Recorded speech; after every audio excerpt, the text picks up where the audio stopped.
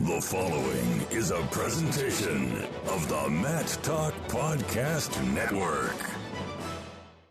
It's time to attack. With the Attack Style Wrestling Podcast. Here on the Attack Style Wrestling Podcast, you'll find youth and high school coaching tips for coaches, parents, and wrestlers, featuring Gable-trained NCAA champion and Hall of Fame high school coach Daryl Weber. Also featured is a monthly dialogue with legendary wrestling coach Dan Gable. Find out more on AttackStyleWrestling.com. Now, on to the show. Now up on the Attack Style Wrestling Podcast, we continue our new series on classified coaching secrets. And if you haven't heard part one, where we talk about getting the kids to make up their own minds rather than you as a coach forcing them to do so, go back to attackstylewrestling.com/podcasts. Check out episode 23, or in this case, it is part one of the classified coaching secrets track. And today, Coach Weber, we're talking about weight. And this is a sport. It's a weight class sport. You can't get around it. Making weight, gaining weight, trying to do the right ways to lose weight. We've got all these factors coming in, and it's one thing that probably boggles a coach's mind more than anything is fitting kids in the right weight class and doing it within the constructs of some states have their weight certification through the NWCA. Some have other ways that they do it, but weight class management and it's just it's something that's followed coaches around for decades. Yeah, definitely. And this is something that the better a coach does at educating their team on, proper nutrition, proper weight management tactics, the better they're going to perform. If you're letting kids, cut corners or, it's just going to, it's just common sense. The better they can do this, the better you can train them to do this. The better they're going to practice every single day, so they're going to get that much better at each practice. The better they're going to compete.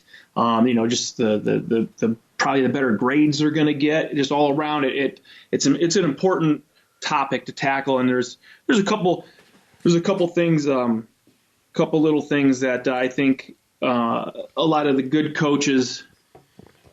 Everybody's probably handing out nutrition sheets and talking about things like that. But there's some things that I know I did as a coach that other coaches do that really help this process along.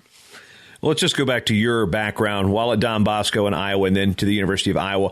What was the process for you? Of course, it was kind of a little bit of a different era. There weren't as many restrictions and rules in terms of how you manage your weight. But what are some of the things that are still have held the test of time when it comes to the athlete keeping their weight down and being in the right weight class? Well, I think, times were completely different when I was in school. You could do things differently, and but the overarching principle that was in effect then and is still in effect now is that the better you do things, the better you eat, the better your nutrition, the better you're going to wrestle, you're going to compete, and you're just good, bottom line going to get. And I got a great story since we're on that. My junior year, this is a perfect example. And my junior year, we had the district tournament. And, we go in Iowa, we went the districts, and the top two from districts went on to the state tournament. And so, I was at Don Bosco. The districts were at Lisbon High School. And I remember, you'd weigh in, you'd eat some breakfast, then you'd, usually hang out and do your warm up and all that stuff. Well, Coach Mashik wanted to get us out of the gym. I think he just wanted to kind of get us out of the environment, get us to relax after weigh-ins. So we ate a little bit of something, and we got in the vans, and we just he drove out in the country. He just drove us around some back roads just to kind of get out, see nature, and like I said, get out of that anxious environment possibly. And while we're driving around, I proceed to drink like 3 Mountain Dews out of my cooler. And that day I felt I just felt horrible the entire day. Okay. And ended up losing in the finals of the districts. Didn't feel myself all day long. And then actually end up wrestling the same guy in the state finals and actually won. Not taking anything away from him in the finals of the districts, But I did chug 3 Mountain Dews, and obviously that's not very good nutritional habits right there. But I did learn from that. I didn't drink any Mountain Dews or soda after weigh-ins anymore. But yeah, it's back then you could do things differently just because the rules were different. Maybe cut a little bit more weight. I think they're better. They're safer now.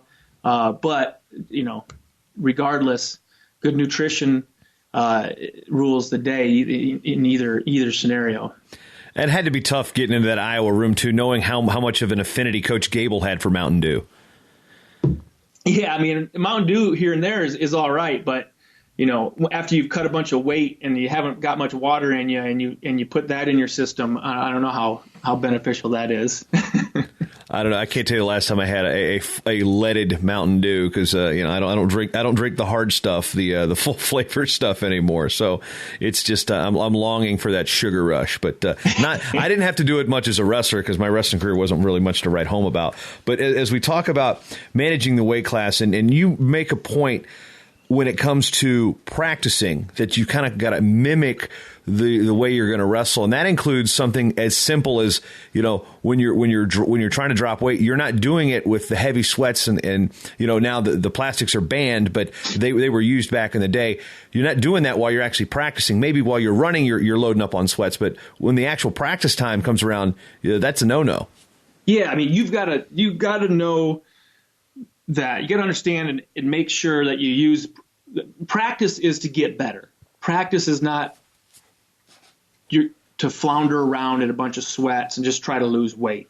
You can't, and this is, kids will do this all the time, and we have our Gable trained members area, and we have coaches, have submit questions in there all the time. And, I was impressed by one of the coaches in there, Alan Newton from Georgia. He submitted some questions and some of his philosophies. And this was one of them that stood out to me because I think I just see it as a little thing that makes a huge difference. And that is, in our practice room, after the warm-up, after you got done jogging and stretching and tumbling, you had to be shorts, T-shirt. Once we started drilling and working, it was shorts and T-shirt. And he had said that he does that at practice. And I think that is huge because you will get kids that will waste an entire season by just packing on sweats, just trying to stay as warm as they can, conserve their energy, not go that hard. And you just can't go that hard. I remember when I was in college in phenomenal shape. If I had my sweatpants on into the drilling session, my legs just started to feel wobbly, and I peeled those things off, and I was good as gold. I think that's a huge little rule that you can have in your practice room is, don't let them wear their sweats the entire practice. They should be working hard in T-shirt and shorts, during the drilling session, during live wrestling, and they're going to sweat and do all that. But the whole goal is to put them in a position where they can work as hard as they can and learn as much as they can and get as good as possible. Now, you might change things up a little bit on a day before where you're doing, day before competition where you're going a little bit lighter and you're trying to peak and you're tapering off a little bit. You might let them get away with a little bit more there. But for the bulk of your workouts throughout the week, they got to be getting after it. The goal has got to be to get as good as possible and to work as hard as possible. And if you try to implement this and you're not implementing it at this point, or maybe you get somebody coming into practice that isn't used to these rules, you got to be prepared a little bit. Like they're going to buck the system. They're not going to be happy because the ones that want to do this, they want to lose as much, sweat off as much weight as they can during practice. And just a couple tricks of the trade here. Well, number one, sometimes you got to battle dad. Some old school dad who did things differently and thinks that you have to do that, and you might have to talk to dad and say, listen, this is why we're doing this, because they might go home and say, I can't lose any weight at practice because coach won't let us wear any sweats. Well, that's not how we did it, and so you might have to address that and let them, give them some reasoning and hopefully they get on board and they're not battling you at home. But even if they are, it's your rules and it's your room and you got to enforce them. And then secondly, if you implement this, I suggest you have a couple pairs of shorts in the locker room, in the coach's locker room, because you're going to get kids that you'll tell them to peel down to their shorts and T-shirt. Oh, I didn't wear any shorts today, Coach. Oh, I don't have a short sleeve shirt. And that's where you got to just pull them out of your back pocket and say, all right, throw these on. So just a couple things that you got to be ready for, and you got to be ready for some of them. Sometimes you get kids that would just pout about it and get so mad they go that much harder. So that always worked out good in those scenarios. But yeah, you gotta put progress as a number one priority and put them in a position where they can work hard and they can get after it. Yeah, and one thing that kind of is coming to the forefront now is the joggers that are coming out there. A couple different companies have them, and they're basically, folks, use them for their intended purpose in their name. It's called joggers because they're made for running and jogging. They're not made necessarily specifically for workouts. But I'm curious, is this, we've got the sweats for the weight management side of things, which is, it's understood. But from a technical aspect, we're talking about, some people see it as, it's resistance or whatever. But, how restrictive can these things be for your technique when you're drilling something with the sweats, and then you get to a less restrictive, the singlet, and you're out there and you don't have that resistance? You're like, wait a minute, your timing's off. Yeah, well, I've seen fingers get twisted up and broken in sweatpants and hoodies and during live wrestling. So there's different feels for sure. You want to be competing in the practice room as close as you are and can get in the competition as you're going to be in competition as well, just so you're used to it. Now, when we move on to managing the weight class, and as a high school coach, this is probably one of the most difficult things because we have a lot of first-generation wrestlers, kids that are wrestling for the first time, and they may not be coming from wrestling families, and their parents don't necessarily understand that, okay, no, when you go out to eat as a family, no, you're not going to go to the Old Country Buffet and expect your kid to have some self-control here, okay? There's some teaching that goes along with the parents, but, you've got to balance the first-year kids with the kids that have been doing it for a long time that know how to manage their weight. Say your senior state champion who's preparing to go, 125 in college versus the freshman 106 pounder who's, cutting down from, 3-4 pounds. It doesn't really know how to drop weight. So when you're managing weight, first of all, let's understand the strategies with the brand new wrestler and the new parents compared to, the wrestling family, the people that have been doing it for decades. Yeah. I think you have to have in your manual that you give to any new wrestler or parent that comes in your program, you got to have some guidelines, nutritional guidelines and some safe tactics that they should be using. And then you need to read people. If you're just getting a new kid out for wrestling, the goal is to get them hooked on wrestling. You want them in for the long haul. So there's a sliding scale there. A kid that's defending state champ, he knows what he's supposed to be doing. And you can, so if he's messing up, he's just cutting corners, and you can kind of get onto them because they know the deal. If they want to be successful, you got to be at the right weight class, and you got to be doing things right if you want to give yourself your chance to compete at your highest level. And then your new kids, you want to educate them, you want to help them out. But as a coach, you got to read them. You can just tell some kids, if you ask them to cut back, it might just blow their mind. They might walk out the door. Well, you might get a brand new kid in that is really, really disciplined, and they can kind of grasp the concept you're trying to teach them when it comes to nutrition and portion management and all that. So it's you have your ideal scenario. And your ideal tactics and meal plans and stuff like that is going to give your most dedicated and your veteran wrestlers the best plan that they can have. But then you got to watch, you got to play each kid. You got to see where they're at and what their home life is like, and the goal is to keep them out, and number one, get them hooked on the sport. Number two, get them as much success as possible. Which usually go hand in hand. But yeah, you just got to use kind of a sliding scale, and you got to use your best judgment when it comes to that. And typically, as kids stick around and put a little more effort in and put put a little. I always put, they put a penny in the jar every single day. They invest a little bit more into the sport. Winning becomes a little bit more important. And then if you're talking about how important it is to lose body fat and be strong, well, then they're probably going to buy into that, and they're going to want to be doing things right on that front and just to get the success that they think they deserve. So I guess you got to use your best judgment. Like I said, have a good game plan for everybody, but use your best judgment when it comes to pushing people in that direction.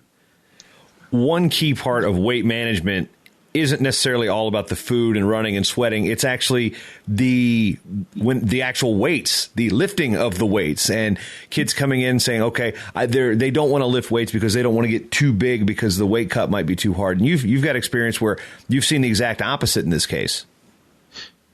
Yeah. I mean, well, number one, a high school athlete should be trying to get, ideally they're trying to get as big, put on as much muscle as they can. They want to get as big and as strong as possible. The more muscle you can put on, the better off you are. You're in a developing age throughout those years. Sometimes if they're dedicated and they want to make the lineup and there's a little bit of shuffling going on there, you might have to manage things a little bit differently. But for the typical high school wrestler to say, I'm not going to lift because I don't want to put on too much muscle, it's just absolutely crazy to me. If they have any aspirations of going on to the next level in wrestling, you better be strong and physically sturdy to go on and wrestle in college. So that's my philosophy when it comes to that. But yeah, you have to. So, every day you got to take weights. That's the rule in most states, I believe. And you got to be, counseling kids if they're number one, if their weight is too high, but you also have to watch out for the weights that are too low. Like we had a kid years ago, this is a long time ago. And this is just an example of how, both sides of the coin need to be addressed here. Obviously if a kid's coming in too heavy, you need to talk to them. You need to make sure they're getting on track. But a lot of times you'll get kids that, and you got to watch out for this, they don't like to work that hard. So they would rather skip meals, skip lunch, come in underweight, and the coach doesn't really notice. Coach says, okay, you're supposed to be this much over today. They come in underweight. Coach doesn't really, they don't get flagged, but then they just kind of flounder around. They don't work that hard. They'd rather basically starve the weight off and not work that hard than put a little bit extra fuel in them, feel better, and get out and maybe come in, right where they're supposed to be around there and have to work a little bit harder. So you got to watch out for those kids too. And we had one years ago that it was about about 3/4 of the way through the season, and this kid was struggling. And so we were, wondering what was going on, and we noticed he was coming in like a pound over, on Monday, and we don't have a competition till Saturday, which is ridiculous. But then, and it's like Coach Gable says. Coach Gable says you got to know your subject and you got to know your subjects. All right, so you got to know your subjects. You got to know your wrestlers. And so the kid's struggling. And you start looking at him. He's coming in really light. Maybe you talk to mom and dad. What's he eating? Or maybe some of the kids. Hey, is he eating lunch? No. He's basically eating gummy worms and starving his weight off. So his nutrition is horrible and he can't work out hard. You try to talk to him. They wouldn't do it. Won't do it. So finally with this particular situation, we said, because he was going downhill and, and sometimes you get kids like that and they're just you can just tell they're waiting for the season to get over with. They're not, and that's the worst scenario you can have. You get towards postseason, and all you're worried about is the season getting over with. Well, it's going to get over real quick once postseason rolls around.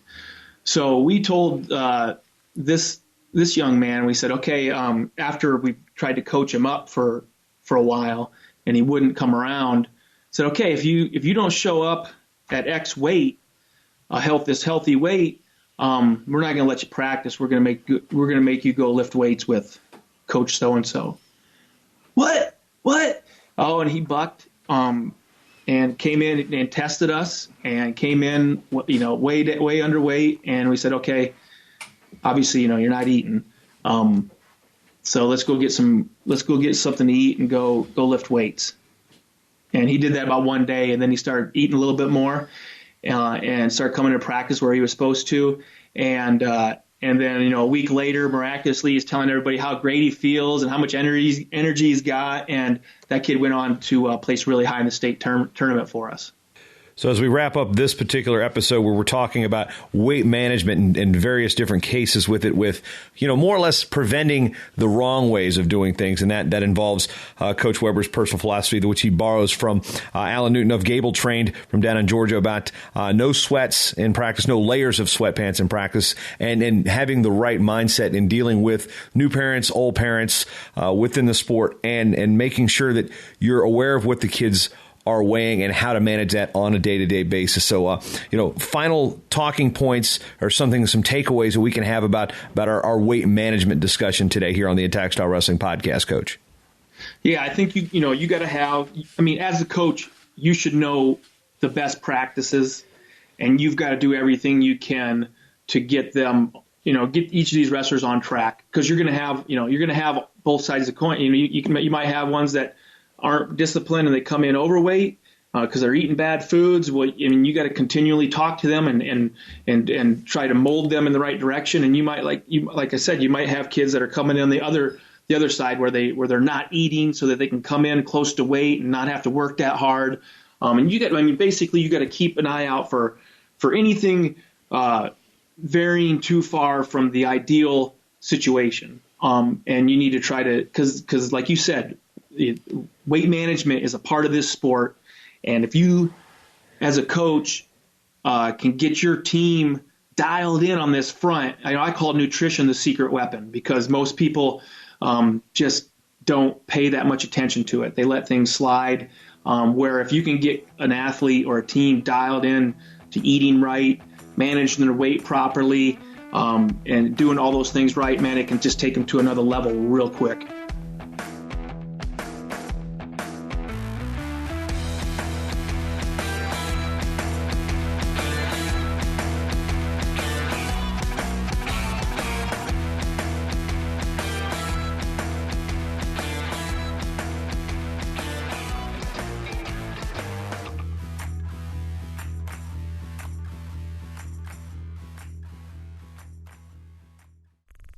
This show is part of the Matt Talk Podcast Network. For more wrestling podcasts, head over to MattTalkOnline.com.